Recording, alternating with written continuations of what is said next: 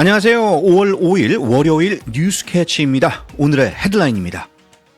트럼프의 새 세금법 EV 운전자에게 연 $250 부담이 논란입니다. 트럼프 행정부 출범 100일간 불법 체류자 6만 6천 명이 체포됐습니다. 머스크가 떠난 정부 효율부 $2조 절약 약속에 대해서 조명해 봅니다. 트럼프가 협상은 내 손에 있다고 주장하면서 중국과 무역 전면전이 다시 불거지고 있습니다. 해외 촬영 영화엔 관세 100%를 발표하면서 트럼프의 할리우드 수호령에 업계가 긴장하고 있습니다.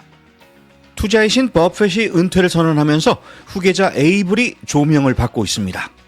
인도의 인더스강 차단에 파키스탄이 전면 대응으로 맞서고 있습니다. 이스라엘이 가자지구 실질 점령 계획을 승인하면서 하마스 인프라 완전 파괴가 예고되고 있습니다. 예멘 후티 공습에 민간인 수십 명이 사망한 곳이 이주민 수용소였다는 후티 주장이 확산되고 있습니다. 세계 데이터에 따르면 미국이 다방면의 1위는 맞지만 기대 수명은 62위로 뚝 떨어졌습니다. 유해란이 LPGA 블랙 데저트 챔피언십 와이어 투 와이어의 완승을 거뒀습니다. 지금까지 오늘의 헤드라인이었습니다. 오늘도 뉴스캐치를 찾아주셔서 감사드립니다. 오늘 첫 소식입니다. 전기차를 타면 이제 벌금을 내야 할지도 모릅니다. 트럼프 대통령이 추진 중인 거대 통합 법안안에 전기차 소유자에게 연간 $250의 세금을 부과하겠다는 내용이 담기며 논란이 커지고 있습니다.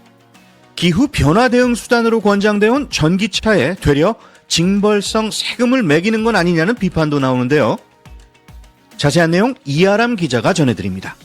네, 이번 조치는 트럼프 전 대통령의 세금 에너지 이민 국방을 아우르는 통합 입법안의 일부로 공화당은 전기차 운전자들이 유류세를 내지 않고 도로를 사용하는 것은 형평성에 어긋난다는 논리를 내세우고 있습니다. 이에 따라 전기차에는 연 $250, 하이브리드 차량에는 $100의 고정세를 부과하는 방안을 추진하고 있습니다. 그러나 소비자 단체와 기후 단체들은 이 방안이 실질적으로는 전기차 이용을 억제하고 탄소 중립 정책에 역행하는 결과를 낳을 것이라며 반발하고 있습니다. 실제로 기존 휘발유 차량 운전자들이 유류세로 내는 평균 금액의 3배가 넘는 수준으로 형평성보다는 과도한 부담이라는 지적도 있습니다. 게다가 이 법안은 전기차 구매 시 제공되던 연방 세액공제 최대 $7,500를 철회하고 전국 충전소 구축 프로그램을 중단하는 등 전기차 산업 전반에 차가운 바람이 불고 있는 상황입니다. 현재 미국 39개 주는 자체적으로 전기차 등록세를 부과하고 있지만 이번 조치는 연방 차원의 강제 부과라는 점에서 파장이 더 클 것으로 예상됩니다. 전기차 보급 확대를 통한 탄소 중립과 재정 수입 확보를 위한 세수 정책 사이의 균형점 찾기가 쉽지 않아 보입니다. 지금까지 HTC 뉴스캐치 이아람이었습니다. 트럼프 행정부가 출범 100일을 맞은 가운데 이민 단속 성과를 공식 발표했습니다. 단 100일 만에 무려 6만 6천 명의 불법 체류자를 체포하고 6만 5천 명 이상 추방한 건데요. 자세한 내용 유미정 기자가 전해드립니다. 네, ICA, 즉 이민세관 단속국은 이번 발표에서 트럼프 행정부의 이민 정책이 실제 수치로 이어졌다는 점을 강조했습니다. 출범 100일 동안 하루 평균 약 665명을 체포하고 657명을 추방한 셈인데요. 체포자 중 77%는 살인, 성범죄, 갱단 활동 등 형사범죄자와 위험인물로 밝혀졌습니다. 특히 베네수엘라와 엘살바도르 출신 갱단 조직원 2288명, 살인범 498명, 음주운전 및 마약운전 혐의자도 6,300여 명에 달했습니다. ICE는 이 같은 수치가 단순한 이민 정책을 넘어서 미국 사회의 공공안전 확보 차원에서 매우 중요한 성과라고 평가했습니다. 다만 연간 100만 명 추방이라는 초기 목표와 비교하면 아직 갈 길이 멀다는 분석도 나옵니다. 한편 트럼프 행정부는 합법 체류자라 하더라도 음주운전 등 중대한 법 위반 시 비자 취소나 영주권 기각 등 강경 대응을 예고하고 있어 이민 사회에 큰 파장이 예상됩니다. HTC 뉴스캐치 유미정이었습니다. 네, 유미정 기자 잘 들었습니다. 단속의 숫자만큼이나 앞으로의 파장도 적지 않을 것 같습니다. 트럼프 행정부의 법무부 변호사들이 최근 연방법원에서 연이어 질타를 받고 있습니다. 판사들은 명령을 무시한다, 증거가 부실하다, 기초 질문에도 답을 못한다며 거친 표현까지 서슴지 않았고, 워싱턴 DC 연방법원 판사는 대응 태도를 두고 3살짜리 유아 수준이라면서 강하게 비판했습니다. 이런 질책은 민주당뿐 아니라 트럼프가 임명한 판사들까지 가세해 단순한 정치 갈등을 넘어 법무부의 신뢰 자체가 무너지고 있다는 신호로 읽힙니다. 연방정부를 반토막 내겠다고 외치며 도지를 이끌었던 일론 머스크가 임기를 마치고 물러났습니다. 도지는 100일간 1,600달러를 절약했다고 발표했지만 퇴직 공무원 급여 등으로 1,350억 달러가 다시 지출되면서 실제 순절 감액은 250억 달러에 불과했습니다. 머스크가 내세운 2조 달러 절약 목표는 현실과 거리가 멀어졌고 가구당 5,000달러 지원이라는 공약도 실현 가능성이 낮아지고 있습니다. 결국 절약 쇼만 남았다는 비판이 커지고 있습니다. 도널드 트럼프 대통령이 거의 모든 나라와 협상 중이라면서 무역 전면전에 나섰습니다.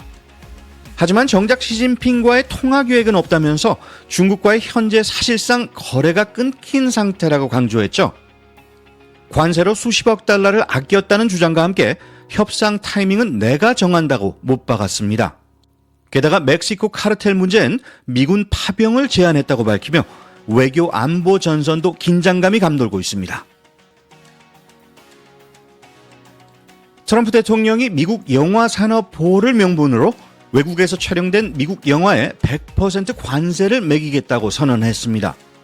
디즈니, 마블, 마인크래프트 무비처럼 해외 촬영에 의존하는 대작들은 긴장 모드에 들어갔습니다. 하지만 영화는 항구로 수입되는 상품이 아닌 만큼 어떻게 관세를 매길지는 여전히 미스터리로 남아 있습니다. 보복 관세 가능성도 제기되며 오히려 할리우드에 역풍이 불 수 있다는 우려가 커지고 있습니다. 이번 조치가 애국 블록버스터가 될지 정치 스릴러가 될지 지켜봐야겠습니다. 트럼프 대통령이 악명 높은 알카트라즈 교도소를 60년 만에 부활시키겠다고 선언했습니다. 흉악범들을 사회에서 격리하겠다면서 FBI와 법무부에 직접 재개장을 지시한 것인데요. 과거 알카폰에도 수감됐던 이곳은 탈출 불가능한 섬 교도소로 유명합니다. 하지만 높은 운영비와 범죄자 감소 현실에 효율성 논란도 커지고 있습니다. 정말 더 락이 현실로 돌아올까요? 투자의 귀재 워렌 버핏이 올해 말 은퇴를 선언하며 후계자 그렉 에이블이 주목받고 있습니다. 에이블은 4천억 달러 기업 버크셔 해서웨이의 바통을 넘겨봤지만 버핏만큼 신뢰와 실적을 얻기란 쉽지 않다는 평가입니다. 수십 년간 자본주의의 우드스탁이라고 불렸던 주주총회와 팬덤, 그리고 3,600억 달러에 달하는 현금을 어떻게 운용할지가 그의 과제입니다. 전문가들은 버핏처럼 되려 하기보다 최고의 에이블이 되는 것이 답이라고 말합니다.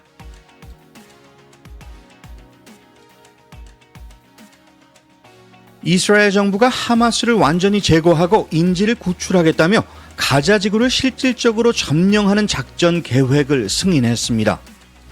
네타냐후 총리는 이번 작전이 과거의 단기 급습과는 다르다며 군사 통제와 영토 유지를 목표로 한다고 밝혔습니다. 수만 명의 예비군이 동원되고 가자 전역에 지상군을 투입해 지상 지하의 모든 하마스 인프라를 파괴할 예정입니다.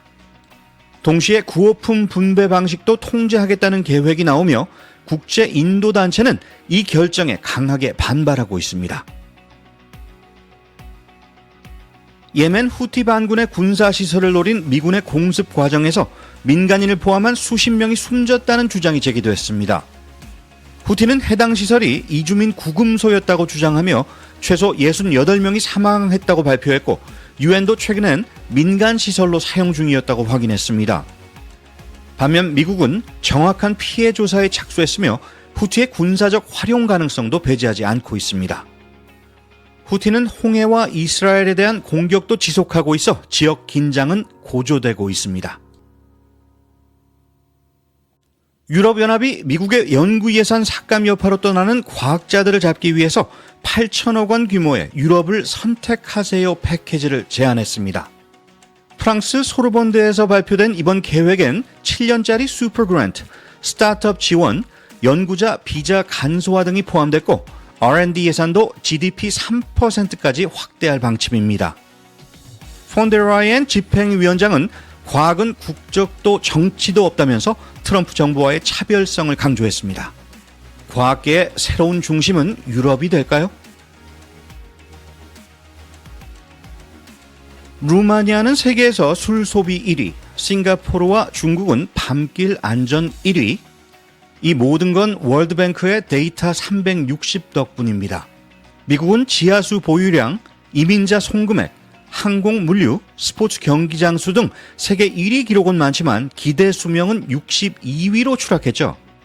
한편 AI 챗봇 클라우드의 사용 패턴을 분석한 결과 로맨스 소설 쓰기부터 잇몸 통증 상담까지 인간은 정말 다양한 질문을 던집니다. 프로그래머만큼 교사, 학생, 심지어 변호사도 챗봇을 활용하며 교육과 법률 분야에서도 AI의 영향력이 커지고 있습니다. AI는 교재를 만들고 학생은 답을 찾고 교사는 그걸 다시 AI로 채점한다. 그야말로 데이터 시대의 새로운 순환고리입니다. 한국의 유혜란이 LPGA 신설 대회인 블랙 데저트 챔피언십에서 1라운드부터 4라운드까지 단 한 번도 선두를 내주지 않는 와이어 투 와이어 우승을 달성했습니다. 최종 합계 26언더파로 2위 그룹을 5타 차로 따돌렸고 4월 연속 이글이라는 진기록도 세웠습니다. 페어웨이 적중률 100%, 정확한 아이언샷과 퍼팅, 그리고 침착한 경기 운영으로 대회 초대 챔피언에 등극한 유혜란은 이번 시즌 한국 선수 중 세 번째 LPGA 우승자이며 개인 통산 세 번째 우승을 기록했습니다. 간단한 아침 홈케어 꿀팁을 알려드립니다. 아침마다 눈 밑 다크서클과 붓기가 고민이라면 차가운 홍차 티백이나 냉장 숟가락으로 간단한 홈케어를 시도해보세요. 카페인은 혈관을 수축시켜 눈가 색소 침착과 붓기를 줄이고 찬 숟가락은 냉찜질 효과로 눈 아래 붓기를 완화합니다. 충분한 수면, 저염식, 눈 비비는 습관 줄이기도 예방법으로 권장되며 유명하지만 치질 연고 사용은 부작용 위험이 있어 주의가 필요합니다. 피부 변화는 자연스러운 노화의 일부지만 꾸준한 관리로 눈가 고민은 줄일 수 있습니다. 행복은 결코 많고 큰 데만 있는 것이 아니다라고 하죠. 작은 것을 가지고도 고마워하고 만족할 줄 안다면 행복한 사람이라고 합니다. 오늘 고마움으로 만족스러운 하루 되시기 바랍니다. 뉴스캐치 오늘 소식은 여기까지입니다. 좋은 하루 되시기 바랍니다. 진행의 타프로였습니다.